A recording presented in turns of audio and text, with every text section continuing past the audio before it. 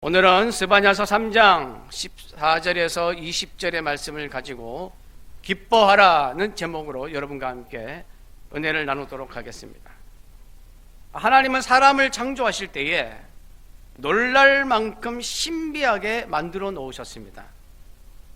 사람의 상상을 초월할 만큼 모든 기관과 내장과 혈관과 신경과 세포와 근육들이 다 연결되고 전 몸이 완전 오토매틱 시스템으로 자동으로 움직이도록 만드셨습니다. 그리고 사람에게는 하나님께 또 감정이라는 것을 만들어 주셨습니다. 이 감정은 단순히 사람 안에 있는 마음의 상태를 그냥 밖으로 표출하는 것이 아니라 사람의 온몸을 주장하는 기능을 합니다. 사람에게는 기쁘고 슬프고 즐겁고 괴로운 여러 가지 감정이 있습니다. 그런데 이 감정은 뇌로부터 명령을 받아서 이 온몸을 다스리게 합니다. 우리가 기쁘든지 슬프든지 즐겁든지 괴롭든지 간에 하나의 감정을 갖게 되면 우리 몸에는 신경 전달 물질이라는 천연 화학 물질이 있어서 이것이 우리의 몸에 메시지를 전달을 합니다.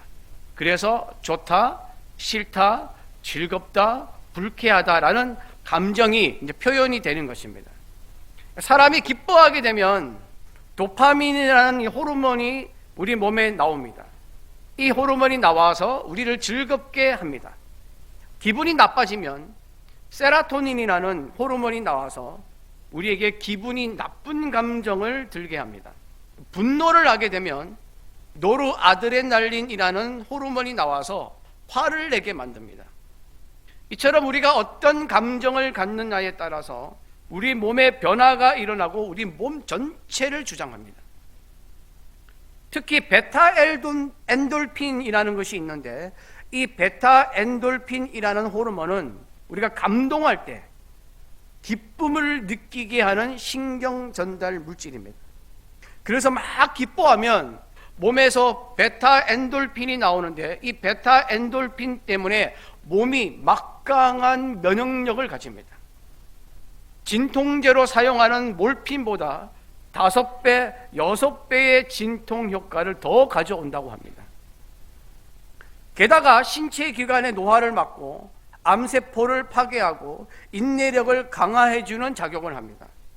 이처럼 사람에게 있어서 기쁨은 사람의 정신과 마음뿐만 아니라 온몸에 놀라운 긍정적인 영향을 가져다 줍니다. 여러분, 이 세상에 오신 예수님의 성탄이 우리에게 주는 가장 큰 감정이 뭐냐면 바로 이 기쁨입니다.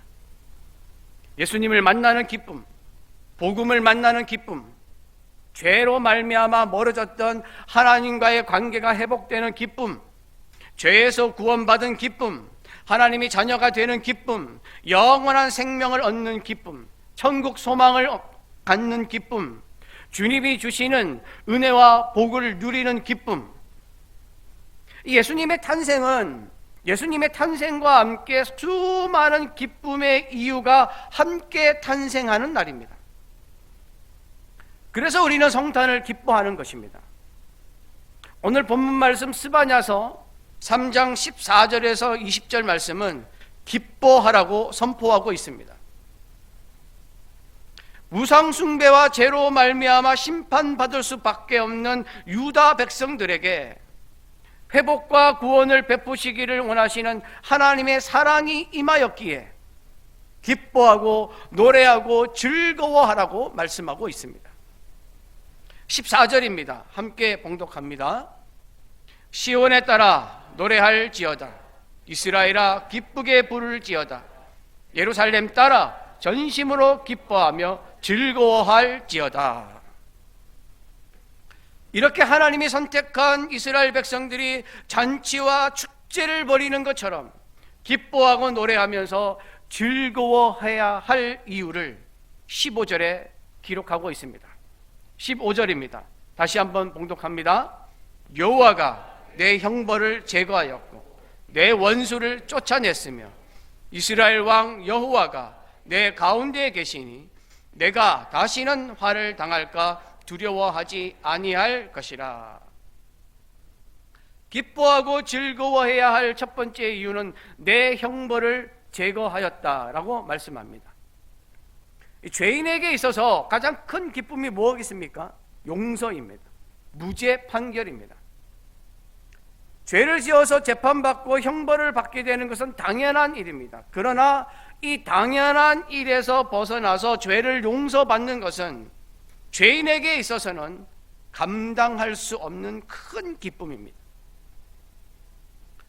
여러분, 미국 뉴욕에 가면 뉴욕에 케네디 공항이 있습니다. 그런데 이제 뉴욕에 케네디 공항만 있는 것이 아니라 공항이 하나 더 있다고 합니다. 그 공항 이름이 라과디아 공항이라는 곳입니다. 라과디아는 사람의 이름입니다. 오래전에 뉴욕 시장이었던 피오렐로 라과디아라는 사람의 이름에서 딴 것입니다. 라과디아는 이 뉴욕 시장을 하기 전에 즉결 사건을 담당하는 판사였습니다. 그가 판사로 있었던 시절에 이런 일화가 있습니다. 1935년에 미국이 경제적인 위기를 맞은 대공황 시절에 추운 겨울날 한 할머니가 빵을 훔치다가 그 자리에서 체포되어서 재판을 받게 되었습니다.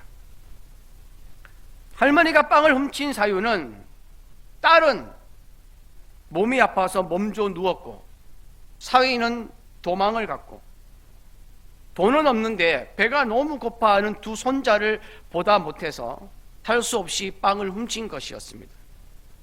라과디아 판사는 재판을 하면서 할머니에게 10달러의 벌금 혹은 열흘간의 옥살이를 선고합니다. 라과디아 판사가 이 선고를 하기 위해서 선고문을 쭉 읽으면서 이렇게 말합니다. 그런데 이 노인의 범죄에는 나도 상당한 책임이 있습니다. 이렇게 불쌍한 노인이 먹지 못하고 거리를 방황하는 동안 나는 너무나 잘 먹고 잘 살았습니다. 그래서 이 할머니에게 판결된 벌금 10달러는 제가 내도록 판결을 내리는 바입니다. 쾅쾅쾅 이렇게 판결을 내렸습니다. 그러면서 이 라과디아 판사는 자기 모자에다가 10달러를 넣어서 법정서기에게 주면서 또 이렇게 말합니다.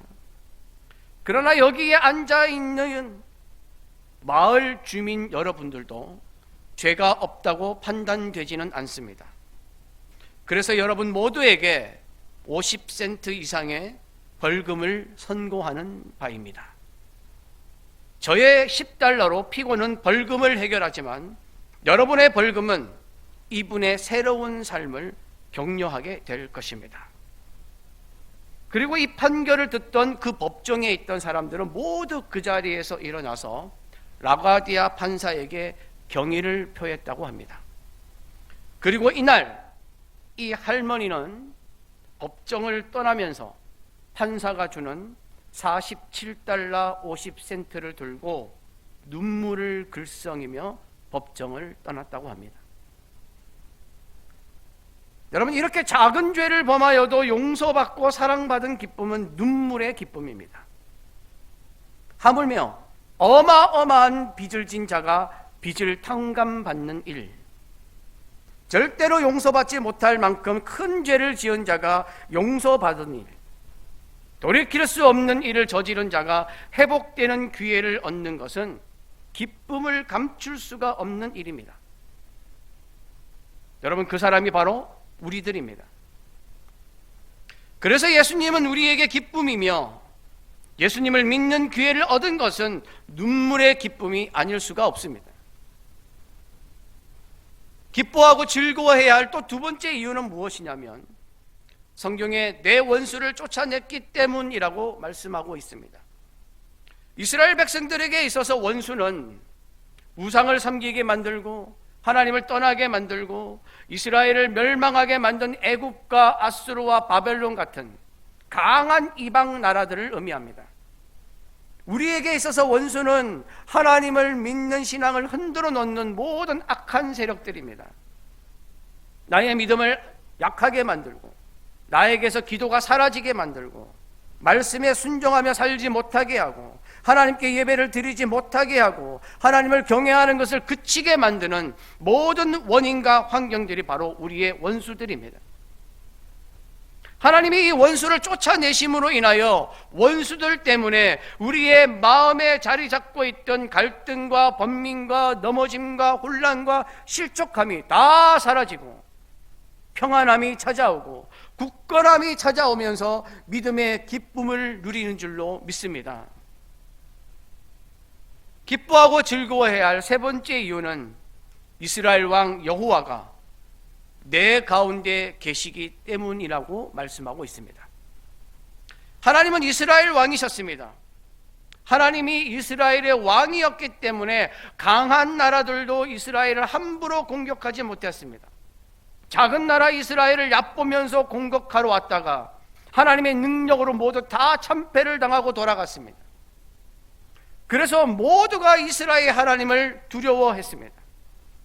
그러나 이스라엘은 다른 이방 나라가 왕을 사람으로 세우는 것을 부러워해서 사람을 왕으로 세워달라고 말합니다. 이에 이스라엘 첫 번째 왕으로 세운 왕이 사울이었습니다. 하지만 이스라엘은 사람을 왕으로 세우고 사람을 의지할 때부터 약하고 만만한 나라가 되어서 수없이 이방 나라들의 공격을 받는 나라가 되었습니다. 그러므로 여호와 하나님이 내 가운데 계신다는 것은 하나님이 이스라엘 가운데에 오셔서 강하게 하신다는 말씀입니다. 능력 있게 하신다는 말씀입니다. 승리할 것을 말씀합니다. 평안할 것을 말씀합니다. 하나님이 높은 산성이 되시고 큰 방패가 되고 피할 바위가 되셔서 어떤 두려움도 없게 하겠다는 말씀입니다. 이처럼 하나님이 이스라엘 가운데 계신다는 것은 말로 형용할 수 없는 놀라운 축복과 은혜입니다. 그런데 이 말씀은 우리를 향해서도 말씀하고 있습니다. 여호와가 내 가운데 계시니, 그리고 17절에는 강조하기 위하여 이 말을 또 반복하고 있습니다. 너의 하나님 여호와가 너의 가운데 계시니. 하나님이 나의 가운데 계신다고 말씀하고 있습니다. 나의 인생 가운데 함께하고 계신다고 말씀하고 있습니다. 여러분의 삶은 어떤 삶을 살고 있습니까? 혹시 고달픈 삶을 살고 있습니까? 외로운 삶을 살고 있습니까? 반복되는 어려움을 겪고 있지는 않습니까? 끊임없는 걱정이 엄습하고 있지는 않습니까? 마음을 지치게 만드는 환경들에 짓눌려 있지는 않습니까? 힘을 내십시오. 하나님이 우리 가운데 계십니다. 내 인생 가운데 계십니다. 내 마음 가운데 계십니다. 내가 처한 상황과 환경 가운데 계십니다. 그러므로 두려워하지 마십시오. 하나님이 내 가운데 계셔서 나에게 다가온 모든 일들을 주장하시고 해결하시고 바로잡으시고 피할 길을 주시고 복되게 하실 줄로 믿습니다.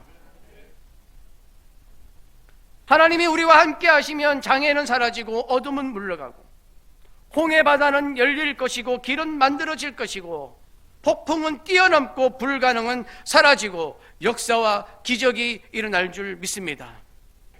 이 하나님의 능력이 우리 가운데 계시기에 괴로움이 즐거움으로 변하고 슬픔이 기쁨이 되는 줄로 믿습니다. 그러므로 16절에는 이렇게 말씀합니다. 16절 함께 봉독합니다. 그날에 사람이 예루살렘에 이르기를 두려워하지 말라. 시온아 내 손을 늘어뜨리지 말라.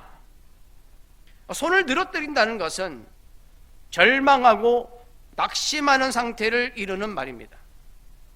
낙심하여 마음이 무너져 힘이 없어 손을 축 늘어뜨리는 것을 말하는 것입니다.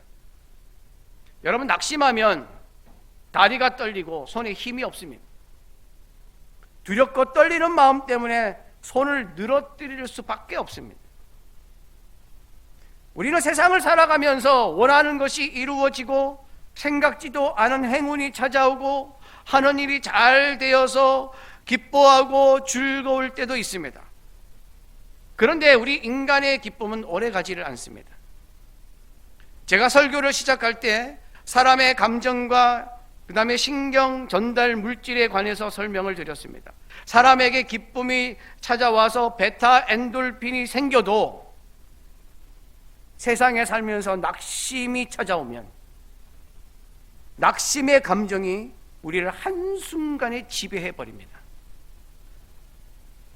여러분, 대체의 법칙이라는 것이 있습니다. 대체의 법칙이 뭐냐면 사람의 심리학에 기초를 둔 것인데, 우리의 뇌 그리고 우리의 마음에는 두 가지 반대되는 감정이 같이 올 수 없다는 것입니다. 사람의 머리에는 오직 하나의 의자만 놓여 있고 사람의 마음에는 방이 하나밖에 없다는 이론입니다. 그래서 우리의 마음에, 우리의 생각에 절망이 앉아버리면 희망이 앉을 수가 없습니다. 반대로 희망이 먼저 앉아버리면 절망이 앉을 수가 없다는 법칙입니다. 희망은 절망을 몰아내고 절망은 희망을 몰아내기 때문에 여러분, 절망이라고 생각될 때 그 절망과 싸우기 위해서 막 이 절망을 물리쳐야 되겠다고 생각을 하면 절대로 절망에서 벗어날 수 없습니다. 절망에서 벗어날 방법은 희망을 품는 것입니다. 희망을 내 마음에, 내 생각에 앉히는 것입니다. 희망을 품어서 내 마음에 희망을 앉히면 절망이 앉을 데가 없어서 나가버립니다. 이게 대체의 법칙입니다. 그러므로 우리의 마음에 무엇을 앉히느냐에 따라서 우리의 삶과 마음은 완전히 달라집니다. 세상에서 기쁨을 찾으려고 하면 세상 것들 때문에 속상하고 낙심하는 경우가 생기니까 낙심이 내 마음에 앉고, 세상에서 즐거움을 찾으려고 하면 그 즐거움이 짧아서 곧 괴로움이 찾아오니까 괴로움이 내 마음에 앉고, 세상에서 잘 되고 싶은데 어려운 일이 생겨서 근심하게 되면 그 근심이 내 마음에 앉고, 세상에서 마음대로 되는 일이 없어서 좌절하게 되면 그 좌절이 내 마음에 앉아버립니다. 세상을 바라보면 내 마음에 앉아있는 것이 수시로 바뀌면서 마음이 더 어려워지고 더 힘든 삶이 되는 것입니다. 하지만 하나님을 내 마음에 항상 두게 되면 하나님이 주시는 기쁨이 낙심과 괴로움과 근심과 좌절을 몰아내는 것입니다. 그래서 하나님을 바라볼 때에 기쁨이 생깁니다. 그러면 하나님을 바라볼 때 왜 기쁨이 생기느냐? 17절이 그 답을 하고 있습니다. 17절입니다. 함께 봉독합니다. 너의 하나님 여호와가 너의 가운데에 계시니 그는 구원을 베푸실 전능자이시라. 그가 너로 말미암아 기쁨을 이기지 못하시며 너를 잠잠히 사랑하시며 너로 말미암아 즐거이 부르며 기뻐하시리라 하리라. 여러분, 할머니 할아버지들이 손주를 보면 막 기뻐서 박수를 치지 않습니까? 누구야? 부르면서 막 아이고 내 새끼 이러면서 막 즐거워하지 않습니까? 그러면 아이들이 반응이 어떤지 아십니까? 막 그 기쁘고 막 즐거워하는 할머니 할아버지를 보면서 같이 즐거워합니다. 나를 끔찍하게 사랑해 주는 사람을 보면 나도 그냥 기쁩니다. 왜? 앞에서 막 기뻐해 주니까. 나를 너무 좋아해 주는 사람을 만나면 나도 기분이 좋습니다. 왜 우리가 하나님을 보면 기뻐할 수 있느냐? 하나님이 나를 너무나도 사랑하시기 때문에 그 하나님을 바라보면 나도 기쁜 것입니다.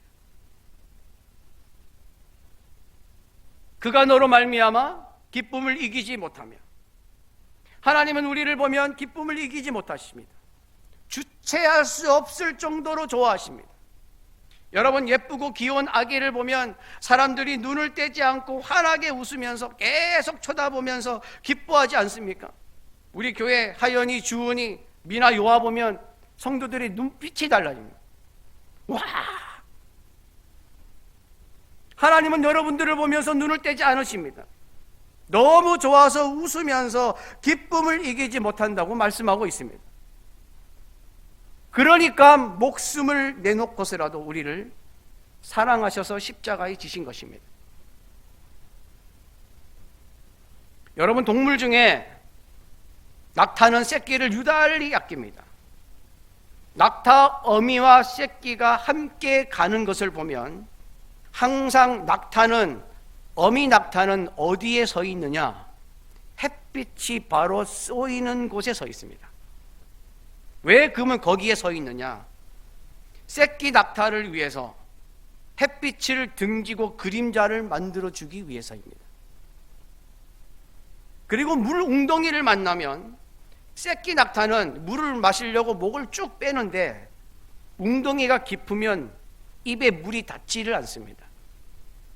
그래서 어미 낙타가 하는 행동이 하나가 있는데 그게 뭐냐면 그 물 웅덩이에 잠수를 하는 것입니다. 잠수하듯이 빠지면 이 물 높이가 최대한 올라옵니다. 그러면 그 물을 새끼 낙타가 먹습니다. 그런데 그 새끼 낙타가 물을 다 먹을 때까지 어미 낙타는 그 물에서 계속 잠수하면서 버티고 있습니다. 그러다가 숨을 거두는 경우도 많다고 합니다. 하나님은 이처럼 생명을 내놓으시기까지 우리를 사랑하고 기뻐하십니다. 할렐루야. 그리고 또 말씀하십니다. 너를 잠잠히 사랑하시며. 정말 사랑하는 사람이 생기면 그 사람을 주시합니다. 말하지 않습니다. 보기만 해도 좋은 것입니다. 저는 우리 아내 얼굴만 보면 좋습니다. 믿거나 말거나. 여러분, 결혼하신 분들 다 연애할 때 떠올려 보십시오. 정말 사랑하는 사람은 계속 쳐다만 봅니다. 출산한 엄마들이 아기를 안고 있으면 아무 말 없이 하염없이 아기 얼굴만 쳐다봅니다. 여기 자녀를 가지신 분 딱 그런 경우 계시죠? 너무 사랑스러워서 그냥 보기만 하는 것입니다. 잠잠히 사랑하는 것은 너무 사랑할 때 나타나는 모습입니다. 하나님은 나와 여러분들을 보기만 해도 좋아서 잠잠히 여러분을 한없이 사랑하고 좋아하시는 줄 믿습니다. 또한 하나님은 너로 말미암아 즐거이 부르며 기뻐하시리라고 말씀하십니다. 하나님은 우리를 너무 기뻐하시고 사랑하셔서 이제는 그 기쁨을 밖으로 표현하고 있습니다. 즐거이 부르며 기뻐하시리라. 환호성을 지르고 감탄하고 노래를 부른다고 말씀하고 있습니다. 여러분, 누군가가 여러분을 사랑해서 노래를 불러준 적이 있으십니까? 혹시 집에 계신 분이나 지금 옆에 계신 분이 노래를 불러준 적은 없으십니까? 결혼 전 프로포즈를 받을 때 노래를 불러주지 않던가요? 생각이 안 나신가요? 네, 전부 다 굳은 표정으로 저를 보고 있습니다. 여러분, 나라마다 프로포즈 할 때 그 나라와 문화와 특성 때문에 하는 이 말이 다 다르다고 합니다. 특이한 것이 많습니다. 프랑스는 이렇게 한다고 합니다. 그대는 작고 사랑스러운 나의 양배추. 양배추는 우리가 좀 문화적으로 거리감이 있어서. 스웨덴은 이렇게 말합니다. 스웨덴 사람들이 버터를 많이 먹잖아요. 그대의 프라이팬에서 녹는 한 조각 버터가 되고 싶어요. 이게 프로포즈라 할 때 하는 말이라고 합니다. 중동 사람들은 더 웃깁니다. 우리들이 아끼는 염소의 젖을 영원히 함께 짜요. 이게 중동 사람들의 프로포즈입니다. 리투아니아 사람들은 그 나라에 장미가 유독 많대요. 장미가 많은데 이 장미를 보고 리투아니아 사람들은 이렇게 프로포즈를 한다고 합니다. 당신은 나만의 장미, 그 가시에 콕 찔리고 싶어요. 이게 프로포즈라는 거죠. 여러분, 하나님은 마치 우리에게 사랑의 세레나데를 부르면서 사랑 고백을 하시는 것처럼 우리를 바라보며 우리로 인하여 즐겁게 노래를 부르신다고, 기뻐하신다고 말씀하십니다. 이 정도로 우리를 사랑하시는 하나님이 계시기에 우리는 하나님을 바라보면 기쁨을 얻게 되는 줄로 믿습니다. 이제 하나님은 너무 사랑하는 우리에게 사랑의 약속을 하십니다. 마치 결혼하는 신랑이 신부에게 너만을 위해 살겠다, 공주처럼 모시며 살겠다라고 고백하는 것처럼 하나님은 우리를 향해 사랑 고백을 하십니다.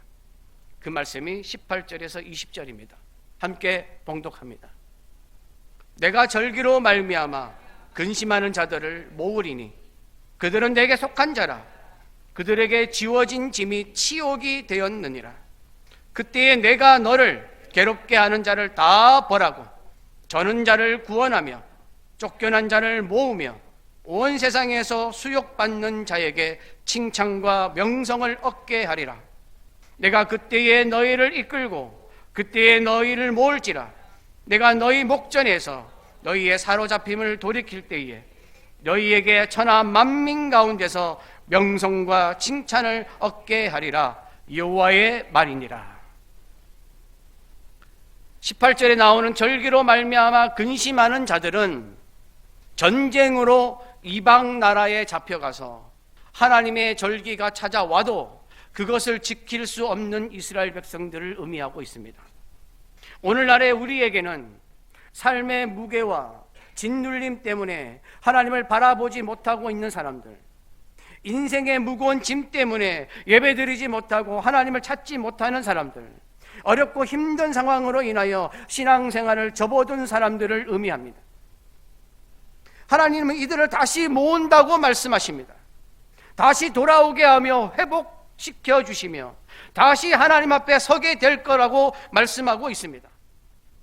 그리고 19절에는 너를 괴롭게 하는 자를 다 벌하고 다리를 저는 자처럼 희망이 없어 절고 형편이 좋아지지 않아서 절고 상황이 여의치 않아서 믿음을 잃고 영적으로 저는 모든 사람들을 다 구원하며 죄와 여러 가지 상황으로 쫓겨나다시피 하나님 앞에서 흩어져서 어려움을 겪는 모든 사람들을 다 모아서 이제는 하나님 앞에 다시 서게 하여 믿음을 회복하게 하고 하나님을 다시 만나 복된 하나님의 사람으로 세워서 칭찬과 명성을 얻게 할 것이라고 약속하고 계십니다. 칭찬과 명성은 하나님의 자녀들이 하나님을 믿는 믿음을 세우고 하나님 앞에 설 때에 하나님이 주시는 놀라운 은혜와 복을 말합니다.